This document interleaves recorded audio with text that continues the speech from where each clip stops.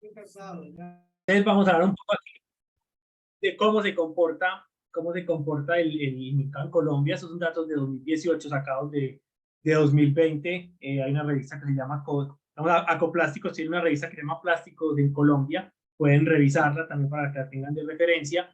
Y ahí hay un balance como de cómo se está comportando el mercado de plástico, cuáles son las empresas productoras, cómo está el tema de utilización de materiales, cuáles son los gestores de reciclaje que hay en el país, cuáles son las fortalezas.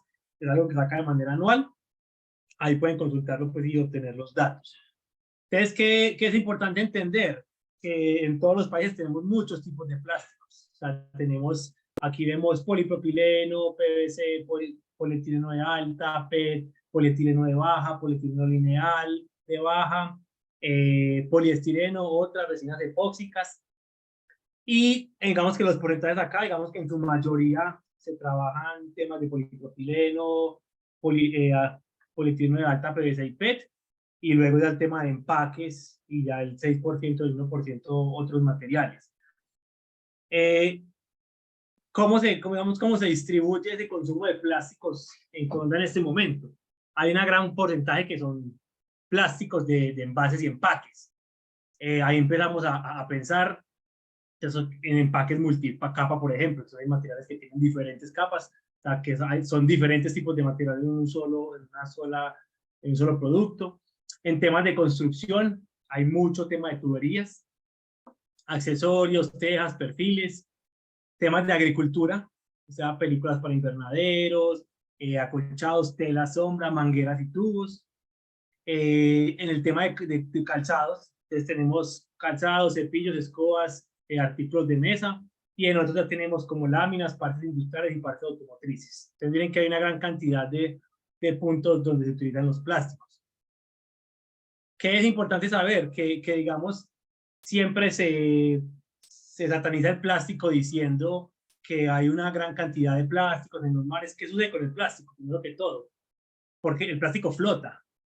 Entonces, los metales, digamos el cartón, el papel, tienen también problemas en temas de reciclaje, o tienen problemas, o tienen retos para solucionar en temas de reciclaje, igual que el plástico. Sin embargo, el plástico, digamos, flota, entonces es mucho más evidente. Pero si ustedes ven la distribución de residuos sólidos y eso es el comportamiento general a nivel mundial, vemos que los orgánicos son una gran cantidad de materiales. Hay, pues, en Colombia, por ejemplo, hay un 61% de material orgánico. Tenemos metales y otros un 18.5%. Y tenemos el plástico, tenemos un 10.7%. Luego va papel y cartón y luego vidrio. Hay una generación más o menos de 13.6 millones de toneladas en residuos domiciliarios.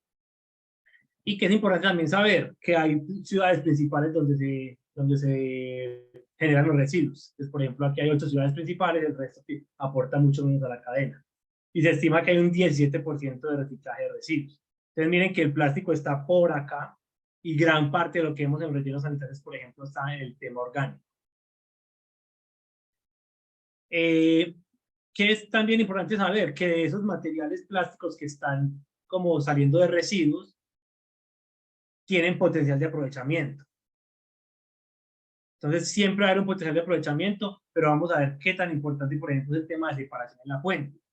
Porque si todo esto lo mezclamos en una sola bolsa, va directamente al relleno sanitario y es muy difícil por condiciones organolépticas del plástico retirar los materiales de relleno sanitarios para utilizarlos. No tenemos que evitar a toda costa que esos materiales vayan directamente a los rellenos sanitarios.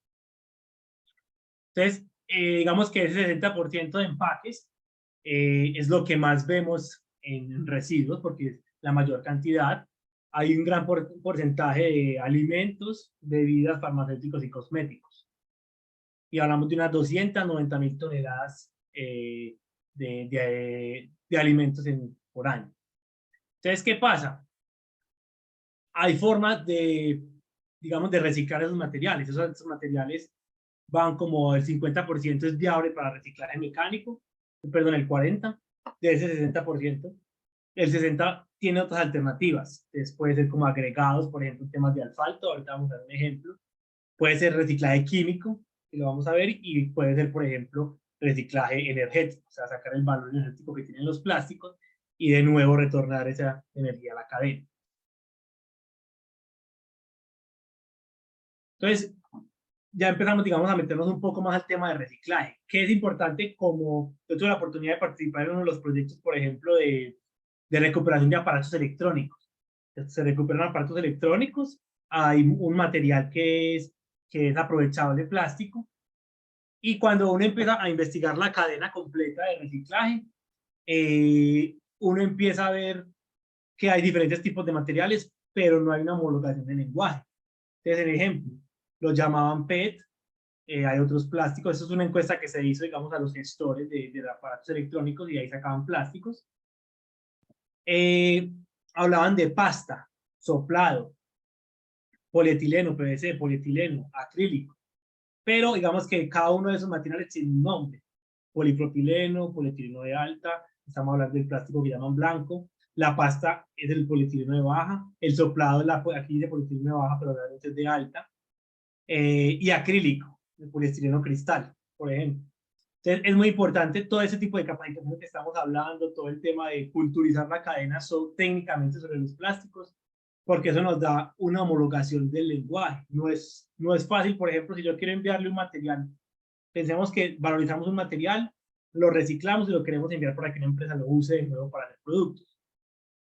Si yo le envío algo que se llama pasta, para la empresa va a ser muy difícil de utilizar, porque no va a saber realmente qué es esa pasta. Pero si yo llego a un punto que sea un polietileno, un PVC, si tengo especificación, si llego a una ficha técnica, va a ser mucho más fácil. Entonces, si yo empiezo a separar desde la parte baja de la cadena, va a ser también mucho más sencillo poder valorizar el material y llevarlo a un producto.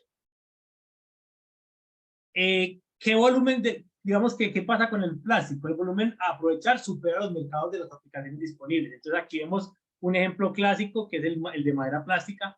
La madera plástica en Colombia, básicamente estamos hablando del material que parece madera, pero es hecho con residuos plásticos. En este caso puede ser empaques.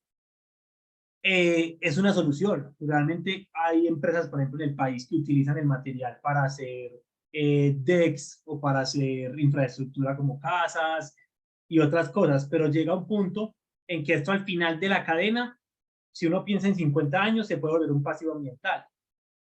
¿A quién va luego a reciclar un material de estos? ¿Cómo va a llegar a un final de ciclo de vida? Entonces son soluciones, pero entonces necesitamos encontrar soluciones de mayor valor. Aquí vemos al lado izquierdo otra, que es, por ejemplo, el asfalto, que tiene segregados de material plástico. En el instituto se hizo un trabajo, por ejemplo, de estos, y mostró que sí era posible utilizar empaques plásticos multimaterial para ingresar al asfalto y hacer carreteras. Inclusive hay un piloto en el país de construcción de carreteras con eso. ¿Y que mostró? Que las propiedades eran iguales. Entonces se puede utilizar de esa manera. Aquí hay ejemplos, por ejemplo, en los parques infantiles se utiliza mucho caucho reciclado, hay estivas, pero hay que tratar de maximizar el valor del producto que tengo. O sea, tengo que valorizarlo. Entonces, no solamente podemos pensar en este tipo de soluciones, sino hay que ir más allá para llegar a... Piensa en el reciclaje. Yo siempre hago la analogía, o más bien empiezo con el mensaje: cada uno de nosotros está en la industria plástica o está conociendo la industria plástica. Los primeros que tenemos, o los primeros llamados a concientizar, somos nosotros en nuestras casas. Pues si uno llega a la casa y ve a su familiar separando materiales, metiendo materiales plásticos donde no es, yo soy el que tengo que culturizar. No solamente a nivel aquí de empresas o a nivel de empresas de reciclaje, no. Todos tenemos la oportunidad de hacer eso desde la casa. Es común que en las casas, ejemplo, les voy a contar lo que me sucedió. Me trasladé de hogar hace el fin de semana pasado y mis familiares estaban ayudándome a trasladarme de casa, y había unos granos que ya tenían fecha de vencimiento. Entonces cogieron algunas bolsas con empaques completos y los metieron a la basura. Salí yo un momento y vi: ¿qué es eso? Eso es para reciclar. Y me dijeron: no, es basura. ¿Qué hice yo inmediatamente? Hubiera puesto la foto. Le tomé una foto y me senté con ellos y les dije: si ustedes cogen el paquete de papitas que está vencido y botan las papitas y este material luego lo meten en el reciclaje, con eso vamos a poder hacer, por ejemplo, una madera plástica. Y esa madera plástica nos va a servir para hacer algo, una construcción o un cercamiento. Me senté con 2, 3 personas de mi familia y les conté. Y quedaron como: ve, Gracias por decirnos. Entonces, somos los llamados realmente a empezar en la parte baja de la cadena. ¿Por qué? Porque todo lo que se haga en la parte baja de la cadena le va a ser más fácil el trabajo en la parte de arriba. Si yo mezclo todo, materiales, por ejemplo, como Tetra Pak, como cuando hablo de Tetra Pak es el empaque que tiene aluminio, tiene cartón, tiene plástico, con empaques multicapa, por ejemplo, va a ser muy difícil luego separarlos. Entonces, es muy, muy importante. Segundo, esto debe ser un negocio sostenible, o sea, es un negocio. No lo piensen simplemente como vamos a abrazar árboles o a hacer todo muy bonito, no. Realmente es un negocio, tiene que ser sostenible, sostenible para toda la cadena. Entonces, aquí pongo las personas de recicladoras de a pie, porque ellos son una parte muy, muy importante de la cadena. El conocimiento no solamente se puede quedar aquí en nosotros, el conocimiento tiene que ir a ellos. Uno de los pedidos que tuvimos, que al final voy a contar, tuvimos la oportunidad de ir hasta donde estos gestores y decirles cómo estaban recogiendo en los conjuntos residenciales y decirles qué tipo de material era, cómo separarlo, para qué servía al final de la cadena, mostrarles qué importante era la labor de ellos en la cadena.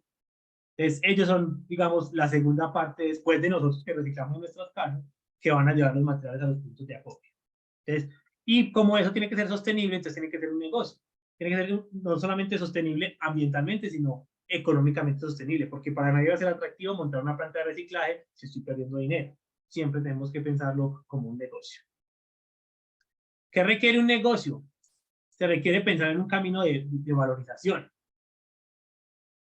Hay diferentes tipos de caminos. Entonces, aquí van a introducir dos términos. Uno que es el downcycling o upcycling y uno que es el upgrading y el downgrading.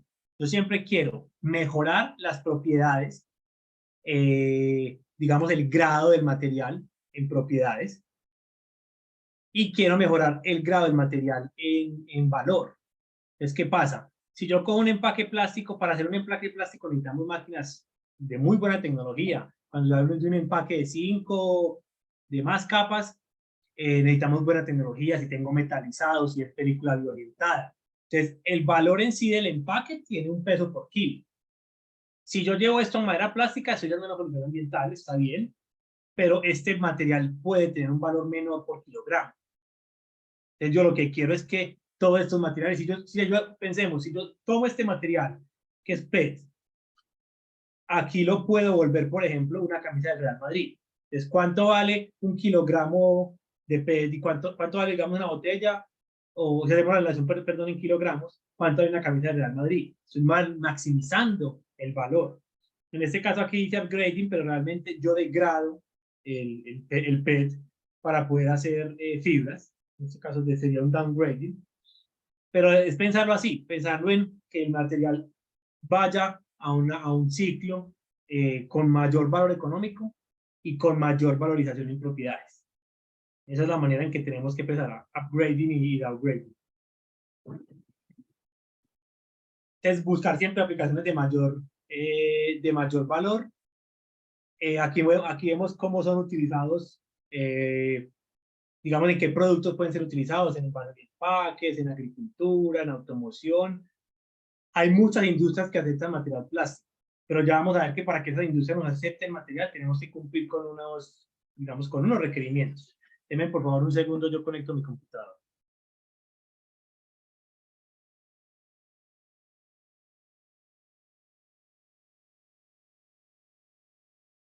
Entonces, lo importante es que lograr que para que esa industria nos acepte material reciclado, yo tengo que tener unas características en mi producto. Tengo que cumplir con unas fichas técnicas. Entonces no es simplemente como, no, es que en la capacitación me dijeron que eso se puede usar en automoción. Sí, pero entonces, ¿qué tan riguroso necesita ser una materia prima que llegue a un vehículo, por ejemplo? Entonces, hablemos de las prioridades de la cadena. Entonces, se llama el círculo invertido de la sostenibilidad. Yo siempre tengo que pensar, antes de, ya hablamos como un poquito de reciclaje mecánico, pero yo siempre tengo que pensar qué hacer primero. Pongamos el ejemplo de una bolsa. Entonces, primero, hay muchas campañas en el mundo, o ya ha habido muchas campañas de prevenir el uso de bolsas. Antes yo lo prevengo, listo, entonces utilizo bolsas reutilizables. Entonces, lo primero es prevenir, no utilicemos bolsas. Entonces hay unos mercados, por ejemplo, en Europa, en el que no se utiliza bolsa, y los materiales inclusive ni siquiera están empacados, los alimentos, perdón, en materiales plásticos. Entonces prevengo el uso del material plástico. No lo puedo prevenir, necesito que la galleta tenga un material plástico para poder que cuando la envíe a la costa de mi país tenga las propiedades organolépticas para poder comerlo, que esté crocante la galleta, por ejemplo, desde utilizar el material. Segundo, entonces ya no uso bolsas de un solo uso, sino que reuso la bolsa. Tiene un constante reuso, por ejemplo, las bolsas que son de tela tejida. Luego de eso, no, entonces ya no la puedo reusar, ya la bolsa se me rompió. Entonces, primero de eso, vamos a un upcycling. Entonces, en el upcycling, digamos, es el tema de reciclaje mecánico. No se puede reciclar mecánicamente, o sea, pasarla de nuevo por separarla por una extrusora, o limpiarla pues y pasarla por una extrusora y volverla a material. Entonces voy al reciclaje químico, que digamos es descomponer el material químicamente para usar de nuevo todos esos aditivos o lo que obtenga el material y hacer de nuevo material plástico. Si no puedo hacer esto, entonces le doy un downcycling. Entonces le hago, por ejemplo, madera plástica, que como les digo, no es que esté malo, no, simplemente es una solución, pero hay unas soluciones mejores. Si el material es compostable, por ejemplo, lo composto. Si ya ninguna de estas me funcionó, yo no, miren que el último es el vertedero. Siempre el último es el vertedero. Entonces miren que en nuestro hogar es que se me ensució el empaque de helado. Voy a botarlo a la basura. Miren todo lo que tiene que pasar el empaque de helado para poder decir que lo voy a enviar a un relleno sanitario. Luego lo recupero energéticamente, luego se puede incinerar y luego de último al vertedero. Entonces hay que pensar siempre que vamos a pasar por muchas partes de la cadena. En los países, por ejemplo, hay regulaciones que permiten que todo esto se dé. Hay temas de responsabilidad extendida del productor, puede haber impuestos, muchos son, digamos, impositivos, o sea, simplemente tengo que pagar un impuesto para adquirir la bolsa y eso me ayuda a los planes de gestión. Por ejemplo, hay algunos países que se utiliza la policía de la basura, o sea, hacen auditorías de ese tema de basura. Plan para la gestión ambiental de plásticos de un solo uso, por ejemplo, hay una regulación en Colombia. Actualización del esquema, por ejemplo, tarifario del tema de aseo, es muy importante tenerlo como regulación. Hay proyectos de ley, hay proyectos de regulación local, o sea que hay muchas regulaciones que están velando porque eso suceda. Pero estos son solamente temas políticos. O sea, antes de esto, aquí lo voy a poner para la próxima vez que dicte esto, estamos nosotros, o sea, los que regulamos que todo esto se pueda valorizar somos nosotros como usuarios. Digamos que es como la ambientación de todo el tema de valorización. Ahora vamos a ver como la guía, a qué paso a paso debo yo tener para lograr que se valorice todos esos residuos. ¿Qué guía debo tener? Entonces aquí hay una guía que diseñamos, es una guía de, en este caso, 5 fases, en la que primero caracterizamos el residuo, luego buscamos una referenciación de cómo mejorar ese residuo, cómo hacer la valorización. Hacemos una prueba de concepto, ya sea a laboratorio o en escala, bueno, realmente las escalas al final, pero hacemos una prueba dependiendo si se puede hacer a escala, la hacemos una vez acá, y si no hay que desarrollar fórmula, pues la hacemos también acá. Si hay que desarrollar una fórmula como para mejorar el material, o sea, aditivarlo o temas de procesamiento, y al final, si cumplo con todo el ciclo, lo puedo escalar y tener una puesta a punto. Entonces, ya hemos pasado varios proyectos por cada una de las fases. Entonces vamos a mirar cada uno. No sé si tengo preguntas en este momento. Me preguntan por acá por una guía. Digamos que en este webinar pasamos a ver la guía general. No hay un documento en este momento escrito, es más una metodología que nosotros utilizamos, que utilizamos en los proyectos, que nos ha funcionado.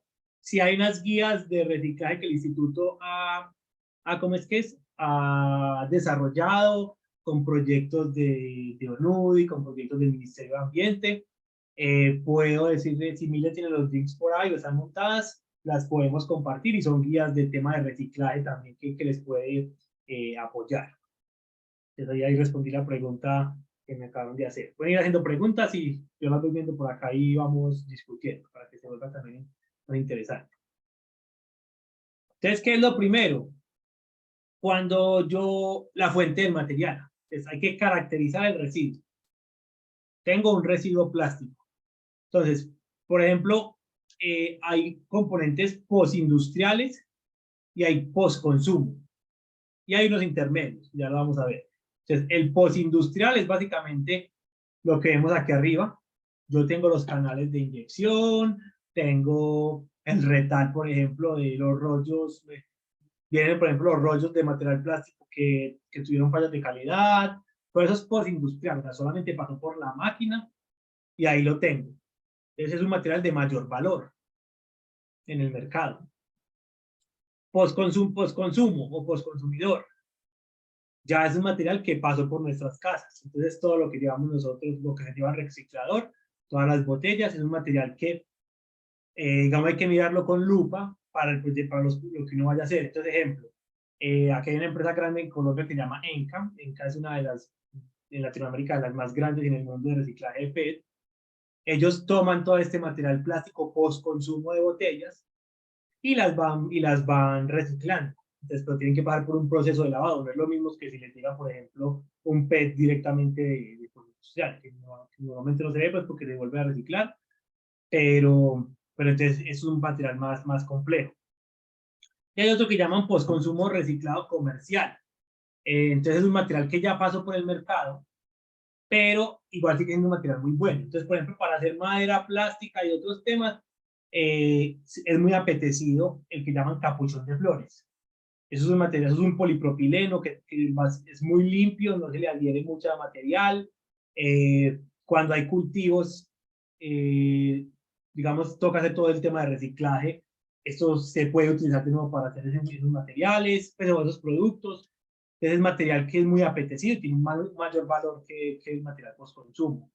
Y, por ejemplo, lo que utilizamos de plástico estrés, por ejemplo, para, para, digamos, envolver todo lo que tiene que ver con cajas, también es un material bastante apetecido. Entonces, hay tres tipos de material que siempre que vamos a reciclar, la primera pregunta es, ¿qué fuente es? ¿Es material postindustrial? Tengo los requerimientos. ¿Es material postconsumidor? Hay que lavarlo. O sea, cuando uno de los proyectos que hicimos era con material plástico, con material flexible, y cuando llegaban a las líneas, llegaban hasta pedazos de pollo, llegaban huesos de pollo. Entonces hay que hacerle una muy buena limpieza si no quiero tener un producto de buenas características.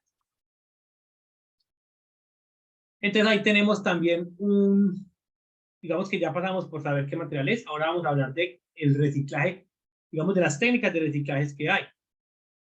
Hablamos de un reciclaje como primario, digamos que es un mecánico de postindustriales y postconsumo reciclado comercial, que esto va, digamos, a una molienda o a una densificación, o muchas veces no pasa por un sistema de lavado. Puedo hacer simplemente molienda y densificarlo, o uno secundario que es postconsumidor, que requiere una logística inversa muy robusta y requiere una planta de reciclaje completa para hacer lavado, dependiendo de lo que necesitemos. Si uno, por ejemplo, quiere, uno de los retos más grandes en reciclaje es hablar de nuevo utilizar materiales para empaques con alimentos. Eso es un reto muy grande, porque te toca cumplir toda una regulación, un FDA, pasar por lo que llamamos challenge test, que es básicamente pasar todo el material por una extrusora con unos aditivos que se le agregan adrede y luego, o por toda la línea de lavado, y al final mirar que sí fue capaz la línea de quitar esos aditivos.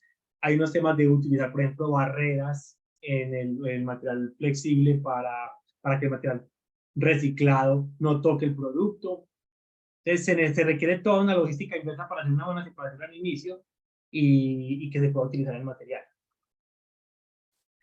¿Qué tenemos en reciclaje mecánico? Digamos que cuáles son los pasos generales de estos, digamos, de cada uno de los puntos que da acá, se los estoy mostrando como por encima de cada uno, uno puede profundizar. Como les digo, hay guías de reciclaje que tiene el instituto, de ahí voy a decirle a Mili que se las comparta.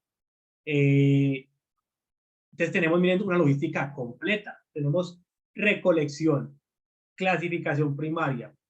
En el caso de RAES, o sea, de aparatos electrónicos, que puede ser uno de los materiales plásticos que más de retos tenga también en temas de equipos, porque yo tengo que separar, no solamente limpiar el material, sino que además tengo que limpiar separar el metal de los plásticos, porque si no voy a dañar la maquinaria.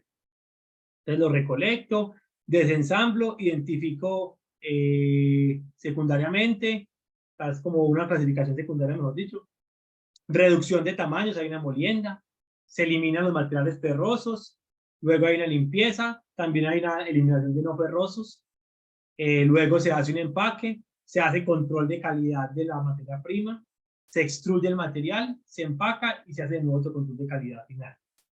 Pues aquí está, aquí pueden encontrar la guía, búsquenla en internet. ¿Qué aliados claves hay para el reciclaje mecánico? Los gestores de residuos municipales, las asociaciones de recicladores son también muy importantes porque digamos que son las que acopian el material.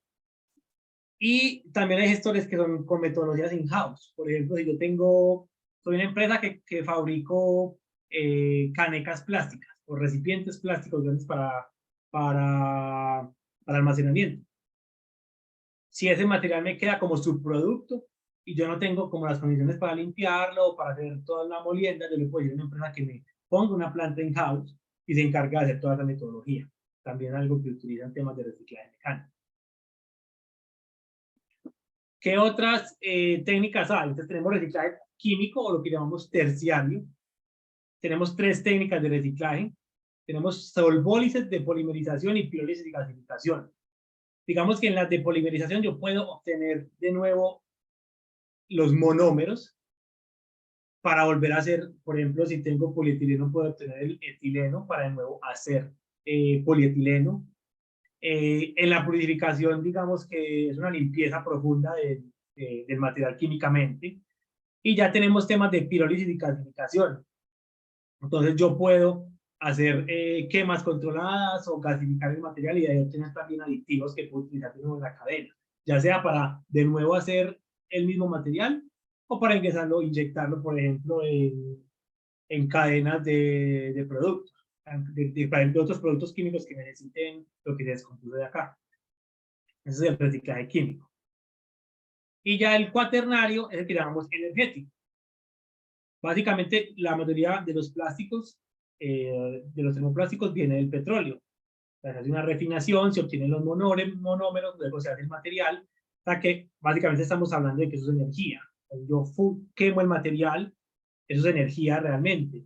Entonces, hay muchas empresas que lo que hacen es obtener ese valor, ese poder calorífico que tiene, o aprovecharse del poder calorífico que tienen los plásticos y poner a generar energía. Ya se utilizan una combustión, luego de que hay combustión se calienta un gas y el gas pasa a través de una turbina. Y esa turbina genera energía, digamos, asociándolo a un ciclo como de vapor o a una turbina, por ejemplo, de una hidroeléctrica. Simplemente giro turbina y obtengo energía. Entonces, ¿qué pasa con estas plantas? Tengo que tener un flujo de material bastante amplio para poder que no se me quede sin material y que obtenga pues un beneficio bastante bueno de lo que estoy haciendo del reciclaje energético. Ya hablamos de la jerarquía de fin de vida. Entonces ¿qué dijimos? Ya sabemos qué tipo de material es, qué fuente tiene, conocemos las técnicas, definimos qué técnicas, esas técnicas las utilizamos dependiendo de lo que vimos acá en la jerarquía. Y luego, ¿qué tenemos que analizar? Tenemos que analizar la presentación del material a procesar. ¿Cómo me viene el material? Si me viene molido, qué tipo de molinda tengo, si me vienen pellets, si me viene, no sé cómo le llaman allá, aquí se llama aglomerado, aglutinado o densificación, digamos, es la parte técnica, en el que yo cojo el material plástico, por ejemplo, de empaque, lo meto en un dispositivo que lo que hace es, tiene unas aspas en la parte inferior y lo que hace es que el material que es película lo densifica, digamos, se queda como crispetas o como popcorn. Entonces, dependiendo de esto, tengo que tener las condiciones en mi planta para procesar el material. Entonces, miren que no es lo mismo, en la industria inclusive no es lo mismo comprar un material molido, un pellet o un aglutinado. Aquí así se ve el aglutinado, por ejemplo. Porque cada uno pasa por procesos diferentes y va a tener un costo adicional. Entonces, luego de eso, digamos que conociendo la materia prima, hay un certificado, hay uso de técnicas de laboratorio. Entonces hay muchas técnicas de laboratorio, en la próxima publicidad vamos a ver. ¿Para qué? Cuando yo paso por todo el proceso de reciclaje, yo lo que hago es tratar de obtener un material que voy a utilizar en algún proceso. Pero si yo le voy a vender eso a un empresario, el empresario ¿qué me va a pedir? ¿Qué usan ustedes como empresarios para comprar un material? O para, por ejemplo, si me acaba este material, necesito que me vendan otra empresa con condiciones similares. ¿Qué uso? La ficha técnica. Entonces yo tengo que lograr entregarle a la empresa una ficha técnica. En madera plástica, por ejemplo, no se utiliza. Yo más o menos le digo qué fue lo que mezclé y le envío el material y ese material lo vuelvo madera plástica. Pero si yo voy a usar, por ejemplo, el material para hacer partes de automoción, para hacer recipientes plásticos o para otras cosas, hasta juguetes, yo necesito una ficha técnica. Necesito, primero que eso, un certificado de calidad por lotes. Ya se los voy a mostrar. Y una comparación de propiedades con resinas estándar. Entonces yo tengo, por ejemplo, una ABS reciclado que viene de mouse o de teclados de computador. Entonces, todo el material le hago unas pruebas de laboratorio y con esas pruebas de laboratorio comparo con una resina estándar o con una resina con la que estoy usando, por ejemplo, la empresa, y así le digo, vea, las condiciones las cumple, las puedo utilizar. ¿Qué técnicas de laboratorio se utilizan para caracterizar el residuo? Voy a ver qué preguntas hay por acá. Ah, no, ya. No hay preguntas. Aproveche para preguntar. Les dice, ¿qué pruebas básicas tengo yo que hacerle al material? Digamos que las básicas son densidad de empaque. Esto nos permite saber cómo se comporta el material en la extrusora. Índice de fluidez. Cómo fluye el material es una prueba estándar de ¿cómo es que es? Es una prueba estándar la que da el MFI, o el índice de fluidez. Temas de color y densidad del producto. Son digamos, las pruebas básicas. Pruebas intermedias. Propiedades de tensión y elongación, o sea, pruebas mecánicas. Propiedades de impacto y calcinación, o sea, cenizas. ¿Para qué cenizas? Para ver qué cantidad de material que no es plástico está dentro de la mezcla. Porque puede tener carbonatos, entonces yo tengo que saber qué cantidad de material tiene. Y ya hay pruebas avanzadas. Hay calorimetría diferencial de barrido para saber cómo se comporta el material a diferentes temperaturas. Hay infrarrojos. Yo tengo una mezcla de materiales, hago un infrarrojo y me muestra, digamos, una gráfica con qué tipo de materiales puede haber en la mezcla, cromatografías de gases para ver aditivos, extrusiones piloto, o sea, hacer una extrusión piloto. Y ya hay otras pruebas específicas, por ejemplo, hay paneles de olor, hay contenido de compuestos orgánicos persistentes, que son, por ejemplo, aditivos antillama que se utilizan en aparatos electrónicos. Hay pruebas, por ejemplo, todas esas son las pruebas como generales. Ya dependiendo de la industria te va a pedir pruebas específicas. Ejemplo, trabajamos con una empresa que lo que hacía era juguetes y teníamos un material recuperado de aparatos electrónicos. ¿Qué me pidió esa empresa? Necesito la prueba que se le hace a los juguetes de que cumple con las pruebas de migración. Entonces fue un reto grande, entonces nosotros dijimos, bueno, enviémosla. Afortunadamente, después de haber pasado por todo el proceso anterior, el material fue capaz de cumplir con los requerimientos y se hicieron pruebas, se hicieron fichas plásticas, porque al último son fichas que los niños pueden meterse a la boca. Entonces cumplió con las especificaciones. Paneles de olor se utilizan mucho cuando, por ejemplo, la fuente del material está en contacto, por ejemplo, con alimentos en descomposición o con, por ejemplo, todo lo que tiene que ver con gallinas, impregna mucho el olor. Si yo estoy, por ejemplo, cercando un cultivo y ese cultivo le agrega olor al material plástico, entonces también se utiliza paneles de olor. Entonces, estas pruebas son generales, pero siempre la industria de seguridad del material te va a pedir una prueba específica.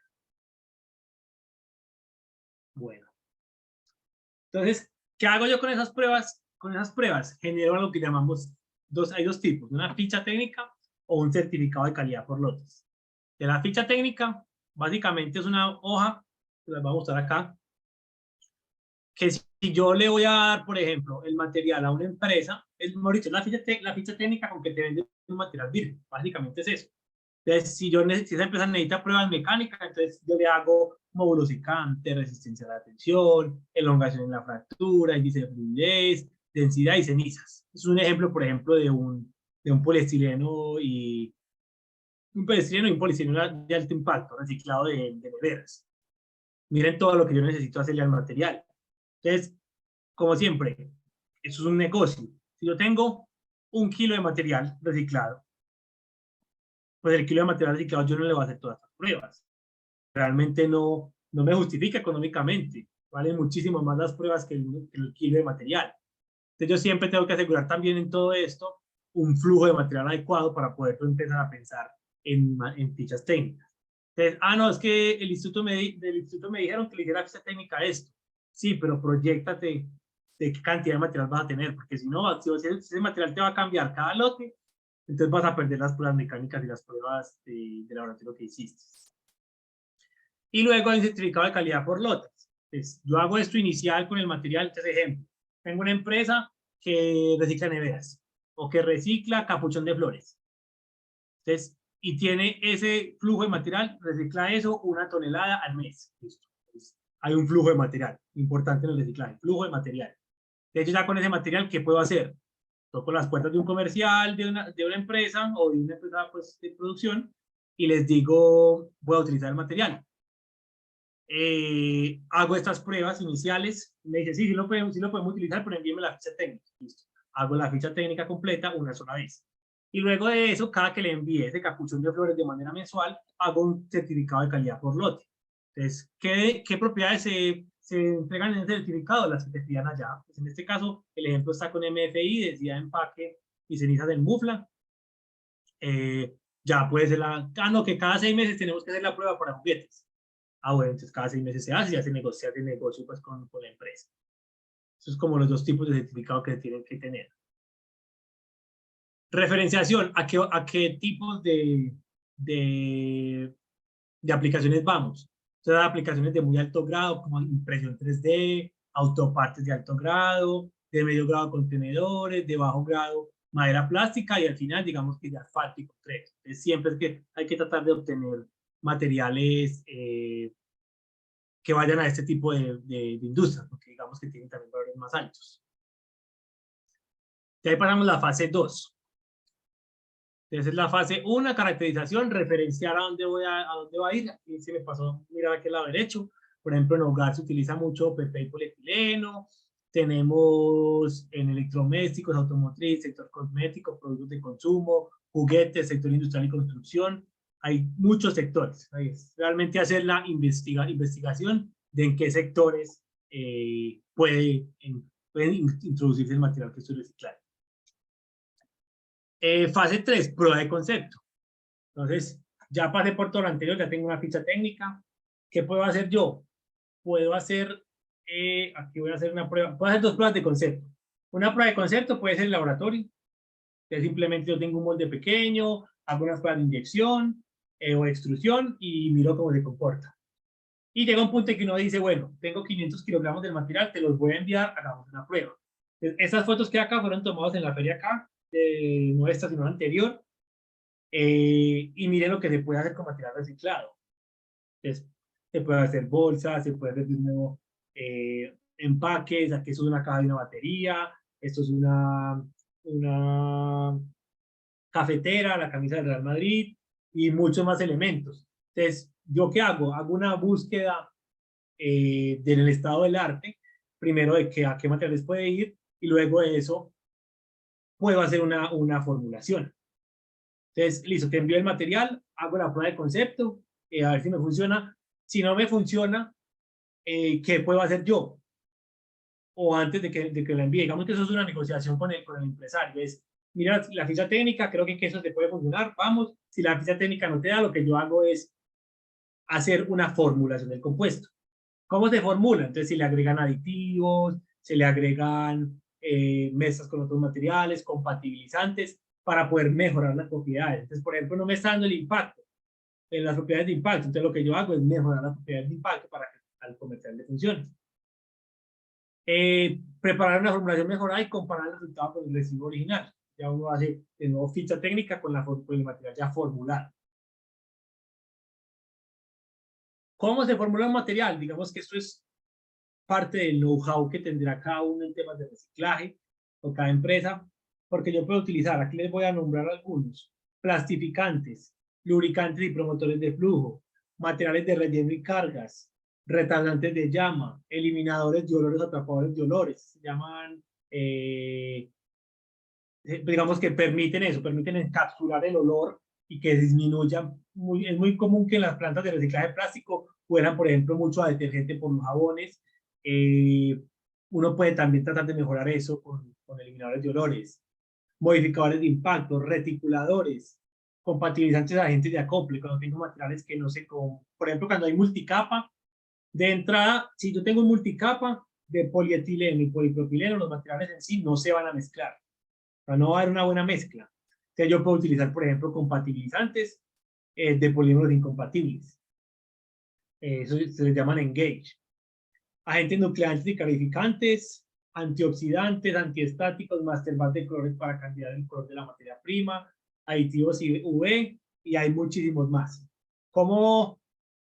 ¿Cuáles elementos tomo? Realmente eso también es parte del diseño y la formulación del compuesto. Sí es muy importante primero hablar con la empresa que va a utilizar el material para ver qué especificaciones necesita.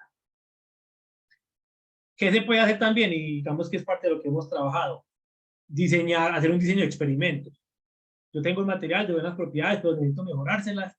Hago la formulación completa y a través de una máquina de bolsillo como esta, eso es lo que se tiene en el instituto, se tiene máquina de bolsillo, no es esta pues, pero es una máquina similar de 2 tornillos, que sirve para mezclas. Se tiene también un melt batch mixer, que es, digamos, un reómetro de torque, que te permite hacer mezclas con poquito material, 60-80 gramos, y con eso uno puede hacer formulaciones y experimentos para mejorar las propiedades del material. Eso sí, no crean que lo que estoy mostrando acá siempre hay que mejorar el material, no. En el ejemplo, si yo saco un material de teclados o de aparatos electrónicos, esos materiales tienen comportamientos muy buenos y con una buena limpieza puedo ir directamente a hacer una ficha técnica, porque pues ya, digamos que ya lo hemos vivido, no es necesario que todo se mejore. Y ya luego, después ya digamos de hacer todo el experimento, se hacen pruebas en un ambiente real, ya es donde se va a utilizar el material. Aquí hay ejemplos de valorización, por ejemplo, eso es resistencia al impacto. Se hizo una prueba al material sin valorizar y se hicieron dos fórmulas diferentes.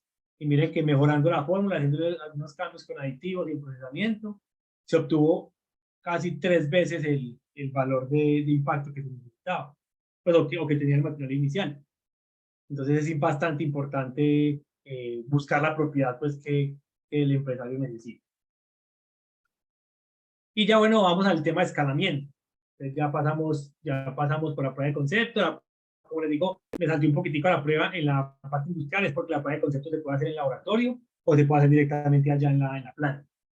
Este es, por ejemplo, la ficha de juegos, o digamos que es un Lego que en Colombia llamamos Estralandia. Y miren que tiene un jaspeado. Entonces, es enviar el material. Aquí se hicieron pruebas, por ejemplo, en escaparates o en closets o en armarios, y se hicieron pruebas en juguetes. ¿Y qué pasó? En este armario hubo muy buen comportamiento. En el juguete había algo que llamamos jaspeado, que por si el material da estos visos. ¿Qué creerían ustedes? Que es un defecto de calidad. Alguien te diría, no, es muy feo. ¿Qué hizo la empresa? Dijo, si eso es lo que podemos obtener, utilicémoslo como estrategia comercial y digamos que es reciclado. Y le funcionó. Entonces eso se vendió, digamos, con material registrado, con material reciclado, con, digamos, un problema de calidad que si fuera materia virgen no lo aceptaríamos, pero como es reciclado, pues puede funcionar. Entonces hay cambios siempre en aspectos de la pieza, hay que tenerlo en cuenta. Hay que tener acuerdos con el área de calidad.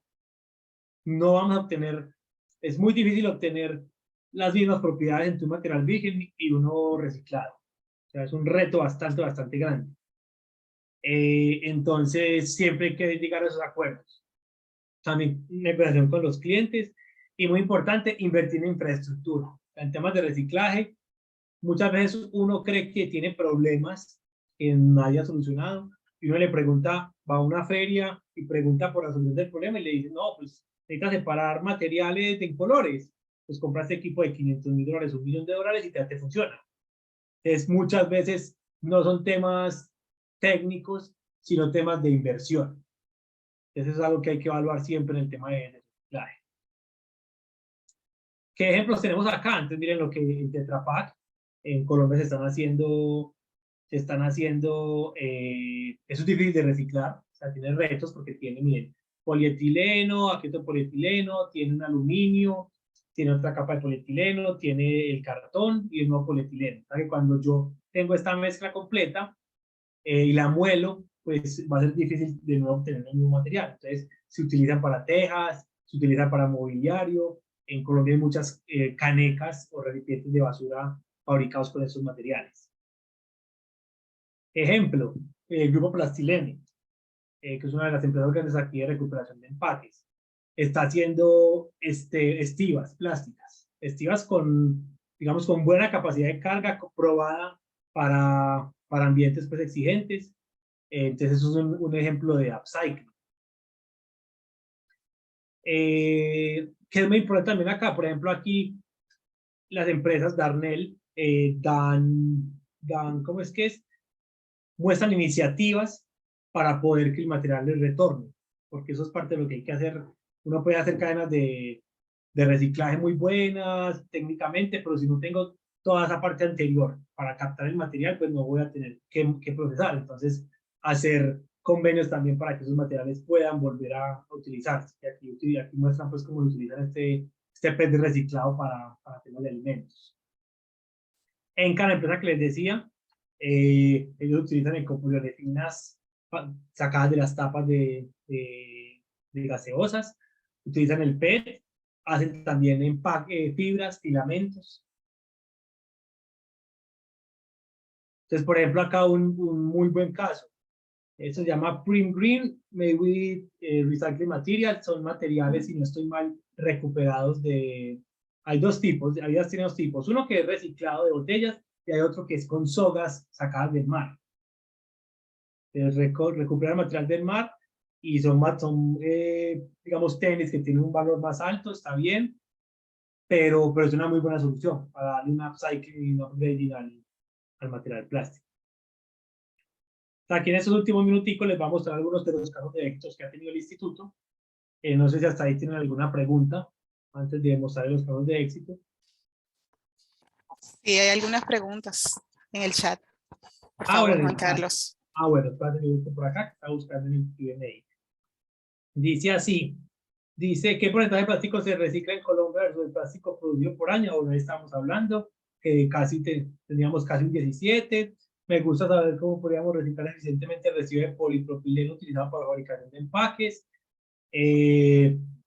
Pues digamos que en sí el polipropileno, cuando viene biorientado y viene pues, monomaterial, digámoslo así, se puede reciclar para productos de alto valor agregado. Siempre los empaques que son multimaterial, hay que buscar un segundo uso, porque es muy difícil separar los materiales.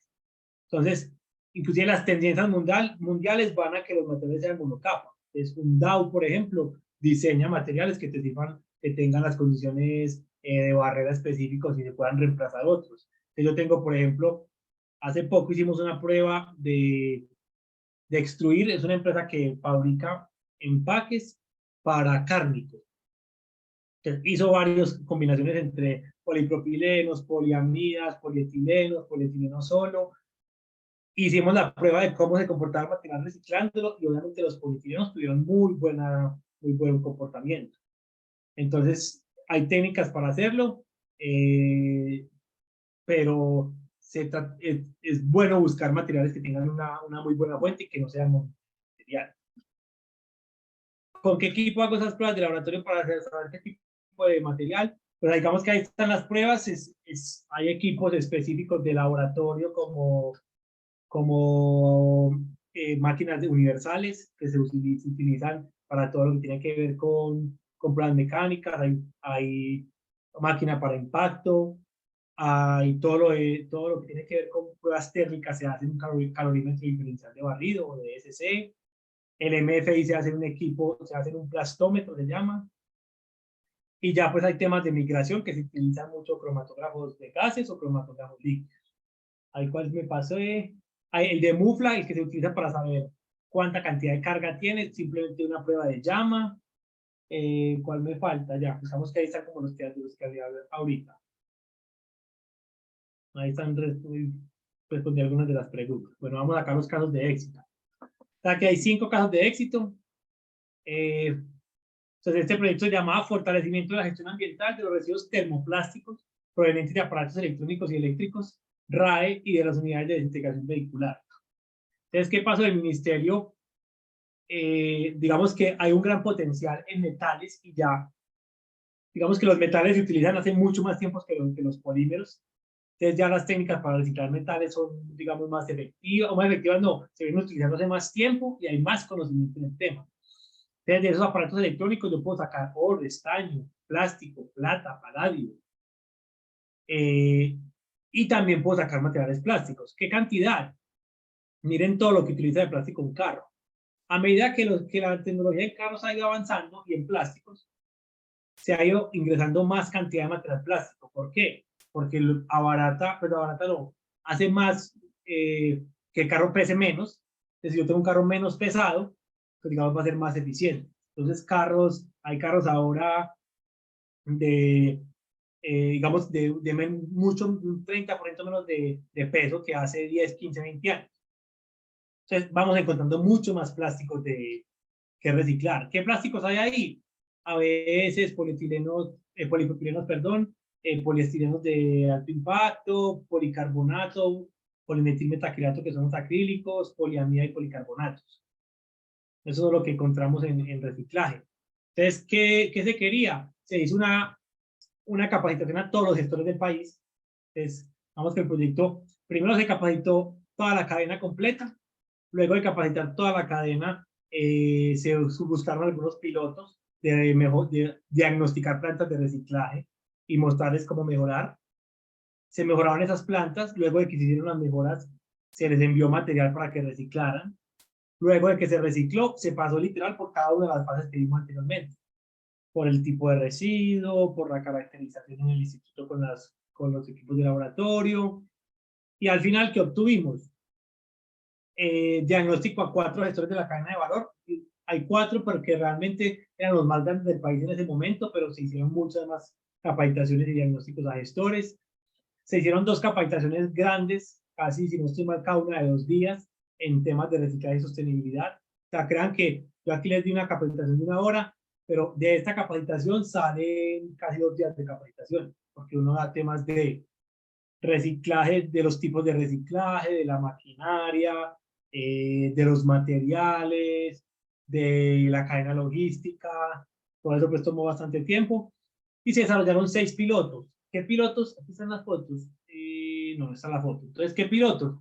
Se hicieron juguetes, se hicieron armarios, se hicieron canecas, se logró llegar a piezas vehiculares. Que hay muchas, digamos que el material, siempre los materiales plásticos de aparatos electrónicos dan para lograr buenas propiedades en el producto final. Sin embargo, las regulaciones que tiene la industria automotriz son muy grandes. O sea, muchas de las casas automotrices tienen que preguntar hasta su país de origen. Por ejemplo, un Renault tiene que preguntar en Francia. Y digamos que en todo ese trámite es un reto bastante grande cumplir con los requerimientos, pero los materiales se cumplen con las especificaciones técnicas que se necesitan. ¿Qué se logró con los gestores? El instituto desarrolló una aplicación que se llama Poliguest. En este momento, si pueden buscarla en Android y en iPhone, y permitía, digamos, todo el tema de separación. Con la aplicación y con varias preguntas, él te preguntaba sobre qué tipo de material era y con un porcentaje de incertidumbre te daba qué material era. Entonces, primero te preguntaba densidad, dureza, goteo, color de llama, que eran, digamos, pruebas de laboratorio que se pueden hacer a mano. Y con la aplicación, digamos, se logró pues como capacitar también a los gestores. Luego viene otro proyecto, este fue el de aprovechamiento de residuos poliméricos, digamos como para lograr cerrar la cadena. Fueron 4 proyectos grandes en los que se pasó también por todas las fases, inclusive en uno de los proyectos se hizo pruebas como de pues de diferentes tipos de tecnologías de lavado para poder quitar toda la cantidad de material que tenían, porque se quería lograr, por ejemplo, empaques con alimentos. Y miren que, digamos, este como estaba planteado, o el proyecto ya como, este fue cofinanciado. Se hizo una contratación, se diagnosticó las capacidades de las empresas, se caracterizaron todas las fuentes de material, se hizo una valorización del residuo, digamos, en pruebas piloto, y luego se escaló a escala industrial en cada uno. Entonces ahí se trabajó aparatos electrónicos, se trabajó empaques flexibles, se trabajó cosméticos con un material que se llama Surlin. ¿Y cuál me falta? Y envases, por ejemplo, de soplado de cuerpos huecos, como polietilenos y polipropilenos. También se logró, en una de esas se logró hacer reciclaje de material para impresión 3D, a tomar ABS y hacer impresión 3D con material reciclado, y dio muy buenas propiedades. Y por último, este es un proyecto, por ejemplo, de upcycling, de valorización de fibras, que se hizo con el Newton Found, con la Universidad Nacional, fue cofinanciado, y lo que hicimos fue mejorar las condiciones de la fibra de fique para que pudiera ser utilizada ¿cómo es que es?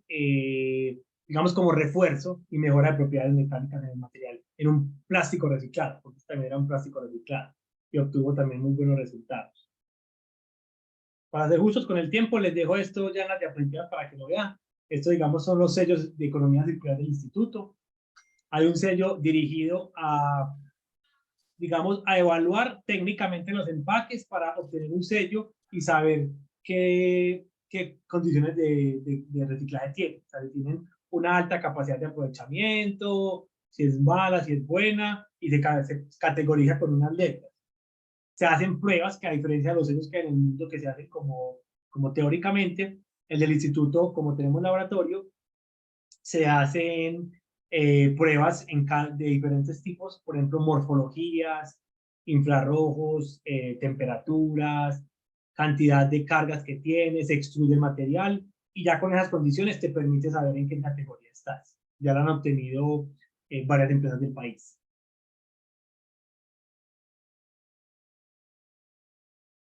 Entonces, como conclusiones, tenemos que es posible obtener materiales aprovechables con iguales o mejores propiedades que la resina virgen.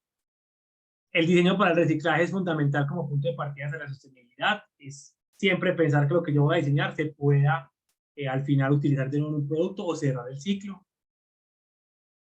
La valorización de residuos requiere una cultura organizacional que involucre a todas las áreas de la compañía, no solamente a las áreas de pues a las empresas de procesamiento, ¿no? Estamos hablando, si queremos valorizar, trabajando en un banco, necesito una cultura organizacional muy buena para poder obtener un material que luego un gestor pueda reciclar.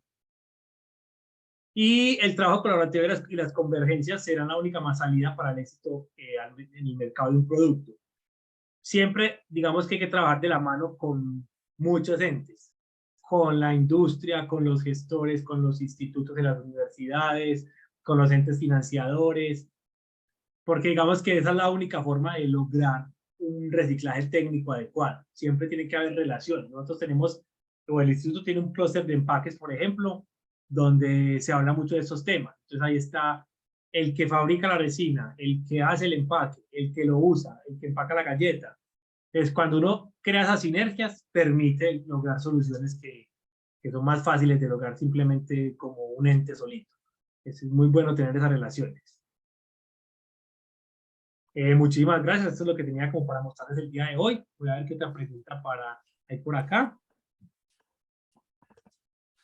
¿Existen casos de éxito para el reciclaje de PET de colores fuentes como el ámbar y el negro? En caso de que no, ¿cómo podemos hacer que las sopladoras de botella utilicen resina clear sobre resina oscura? Esa es una pregunta muy buena, que digamos que el PET ámbar se está utilizando mucho, por ejemplo, para hacer sunchos, porque en sí, por ejemplo, por el color, es muy difícil obviamente cambiar el color. Y para el tema ya técnico de que se puedan utilizar en sopladoras, digamos que las especificaciones del material lo dan para que se use. Lo que pasa es que las empresas pueden pasar de nuevo este material por un por un proceso de homogenización, de cristalización, o sea, de homogenizar todo el material que les llega para poder que la resina sea viable para utilizar. Pero sí es posible utilizarlo. Ya digamos técnicamente hablar de cómo hacerlo, pues nos sale pues como los alcances como de esta charla, algo muy específico, pero hay técnicas que te permiten obtener un material reciclado que pueda ser utilizado de nuevo en esas botellas. Y así, si tienen alguna duda pues específica, nos pueden consultar a través del correo. Ahorita les ponemos los contactos y podemos discutir el tema para ver cómo los podemos apoyar ya en la parte técnica. Bueno, pues Juan Carlos, muchísimas gracias. Vamos a dar el paso a nuestro colaborador Adiplas para que haga las palabras de agradecimiento. Sí, perfecto. Muchísimas gracias, Maribel. De parte de Adiplas, queremos agradecer a Juan Carlos Ortiz por la excelente exposición que nos acaba de presentar esta tarde. Muy enriquecedora y espero que haya sido de bastante provecho para todos. De igual manera, muchas gracias al equipo que hizo posible este encuentro y por supuesto a todos ustedes por su asistencia. Esperamos que su presencia en los próximos webinars y su participación activa en los cursos que estaremos impartiendo a través de nuestro centro. La educación es la clave para superar la problemática de los plásticos a nivel mundial. Hagamos eco de este conocimiento para lograr desmentir el mensaje negativo hacia los plásticos. Y de esta manera estamos preservando nuestro planeta. Muchas gracias a todos y buenas tardes. Buenas tardes. Muchas gracias, Emil, por Adiplas. Gracias. Muy importante lo que acaban de decir ahí, el tema de la educación. O sea, hay mucho desconocimiento, bastante desconocimiento tanto del público en general. O sea, uno no puede esperar que el público en general sepa qué es un DSC, un MFI, qué es una temperatura de fusión. No, pero yo sí espero que de aquí salgan y le cuenten a sus familias que todo lo que están utilizando en sus casas se puede reciclar, que se puede hacer. Pero si a mí me da pereza lavar, si me da pereza separar, no va a funcionar. O sea, no va a funcionar por más que las empresas hagan, o sea, podemos dar 1000 cursos acá, pero si el usuario final no entiende que el material es posible reciclarlo, no lo vamos a lograr. Entonces, el mensaje también es ese. Cada uno es el embajador de que esa imagen negativa que muchas veces muestra el plástico, que realmente tiene retos, eso todos lo sabemos. Entonces, todo el mundo es el embajador para que eso no suceda, que podamos, digamos, tener una sostenibilidad real en temas de plástico. Muchísimas gracias, Juan Carlos. Damos por terminado el webinar y manténganse atentos a los próximos en nuestra página. Gracias. Muchísimas gracias. Gracias. Pasen feliz resto del día. Igualmente. Chao, chao.